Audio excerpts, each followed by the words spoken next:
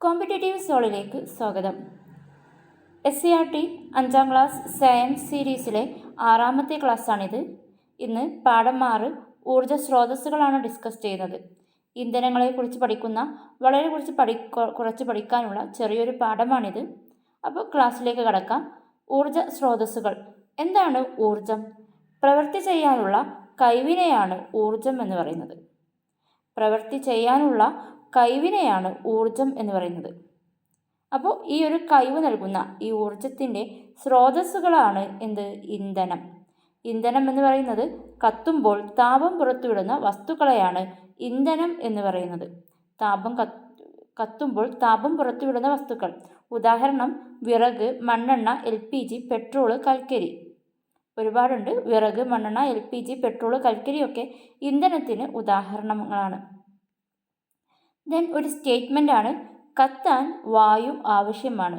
ഒരു വസ്തു കത്തണമെങ്കിൽ അതിന് വായു ആവശ്യമാണ്. ഒരു അടച്ചു വെച്ച പാത്രത്തിൽ ഒരു മെഴുകുതിരി കത്തിച്ചാൽ അത് കെട്ടുപോകും. അതിന് കത്താൻ വായു ആവശ്യമാണ്. ഫോസിൽ ഇന്ധനങ്ങൾ. എന്താണ് ഫോസിൽ ഇന്ധനങ്ങൾ? ലക്ഷക്കണക്കിന് വർഷങ്ങൾക്ക് മുമ്പ് ഭൂമിയിൽ ജീവിച്ചിരുന്ന ജീവികളുടെ അവശിഷ്ടങ്ങളിൽ നിന്ന് രൂപപ്പെടുന്നതാണ് ഫോസിൽ ഇന്ധനങ്ങൾ. ലക്ഷക്കണക്കിന് വർഷങ്ങൾക്ക് മുമ്പ് ഭൂമിയിൽ ജീവിച്ചിരുന്ന ജീവികൾ അവർ മരിച്ച് അവശിഷ്ടങ്ങളായിട്ട് ആ അവശിഷ്ടങ്ങളിൽ നിന്ന് ലക്ഷക്കണക്കിന് വർഷങ്ങൾക്ക് ശേഷം രൂപപ്പെടുന്നതാണ് ഫോസിൽ ഇന്ധനങ്ങൾ. പുതുക്കാൻ കഴിയാത്ത ഊർജ്ജ സ്രോതസ്സുകളാണ് ഫോസിൽ ഇന്ധനങ്ങൾ. ഒരു ഫോസിൽ ഇന്ധനം രൂപപ്പെട്ടു വരണമെങ്കിൽ ലക്ഷക്കണക്കിന് വർഷങ്ങൾ വേണം. അതുകൊണ്ട് തന്നെ അതിൻ്റെ സോഴ്സ് നമ്മൾ ഉപയോഗിക്കുന്നതിനനുസരിച്ച് കുറഞ്ഞു വരുന്നതാണ്. പുതുക്കാൻ കഴിയാത്ത ഊർജ്ജ സ്രോതസ്സാണ് ഫോസിൽ ഇന്ധനങ്ങൾ. ഫോസിൽ ഇന്ധനങ്ങളെ 3ആയിട്ട് തിരിക്കാം: പ്രകൃതിവാതകം, ക്രൂഡ് ഓയിൽ, കൽക്കരി. ഫോസിൽ ഇന്ധനങ്ങളെ 3ആയിട്ട് തിരിക്കാം: പ്രകൃതിവാതകം, ക്രൂഡ് ഓയിൽ, കൽക്കരി. കൽക്കരി എന്തെന്ന് അറിയാം. പ്രകൃതിവാതകം അതുപോലെ ക്രൂഡ് ഓയിലിൽ ഉൾപ്പെടുന്നതാണ് പെട്രോള്, ഡീസൽ, മണ്ണെണ്ണ, bituminous, LPG, jet fuel, plastic. ഇവയൊക്കെ ക്രൂഡ് ഓയിലിൽ നിന്ന് എക്സ്ട്രാക്ട് ചെയ്ത് എടുക്കുന്നതാണ്. ജെറ്റ് ഫ്യൂവൽ എന്ന് പറയുന്നത് എയ്റോപ്ലെയിനിൽ, വിമാനങ്ങളിൽ ഉപയോഗിക്കുന്ന ഇന്ധനമാണ് ജെറ്റ് ഫ്യൂവൽ എന്ന് പറയുന്നത്. എന്താണ് ഫോസിൽ ഇന്ധനം? ഒന്നുകൂടെ നോക്കാം. ഫോസിൽ ഇന്ധനം ലക്ഷക്കണക്കിന് വർഷങ്ങൾക്ക് മുമ്പ് ഭൂമിയിൽ ജീവിച്ചിരുന്ന ജീവികളുടെ അവശിഷ്ടങ്ങളിൽ നിന്ന് രൂപപ്പെടുന്നത്. പുതുക്കാൻ കഴിയാത്ത ഊർജ്ജ സ്രോതസ്സുകളാണ് ഫോസിൽ ഇന്ധനങ്ങൾ. ഫോസിൽ ഇന്ധനങ്ങളെ 3ആയിട്ട് തിരിക്കുന്നു: പ്രകൃതിവാതകം, ക്രൂഡ് ഓയിൽ, കൽക്കരി. ക്രൂഡ് ഓയിലിൽ ഉൾപ്പെടുന്നതാണ് പെട്രോള്, ഡീസൽ, മണ്ണെണ്ണ, bituminous, LPG, jet fuel, plastic. ഇന്ധനങ്ങൾ വ്യത്യസ്ത രൂപങ്ങളിൽ. ഇന്ധനങ്ങൾ ഖരമായിട്ടുള്ള ഇന്ധനങ്ങളുണ്ട്, ദ്രാവക രൂപത്തിലുള്ളതുണ്ട്, വാതക രൂപത്തിലുണ്ട്. ഖരത്തിൽ വരുന്നതാണ് വിറക്, ഈർച്ചപ്പൊടി, ചാണകവരളി, കൽക്കരിയൊക്കെ ഖരമാണ്. ദ്രാവകത്തിൽ വരുന്നതാണ് ഡീസൽ, പെട്രോള്, മണ്ണെണ്ണ, സ്പിരിറ്റ്.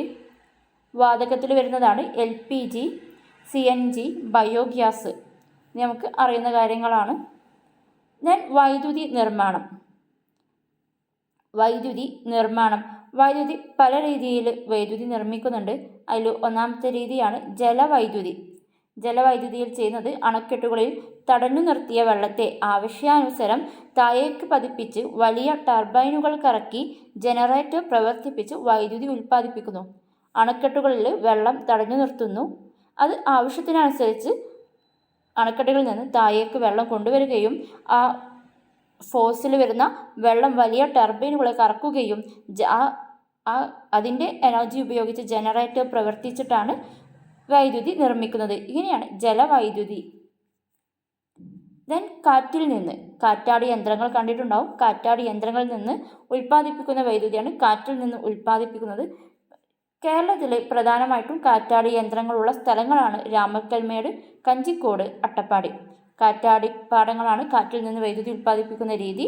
കേരളത്തിലുള്ള പ്രധാന സ്ഥലങ്ങളാണ് രാമക്കൽമേട്, കഞ്ചിക്കോട്, അട്ടപ്പാടി. സൂര്യപ്രകാശത്തിൽ നിന്ന് വൈദ്യുതി ഉൽപ്പാദിപ്പിക്കുന്നുണ്ട്. സൗരോർജ പാനലിലുള്ള സൗരോർജ സെല്ലിൽ സൂര്യപ്രകാശം പതിക്കുമ്പോൾ വൈദ്യുതി ഉൽപ്പാദിപ്പിക്കപ്പെടുന്നു.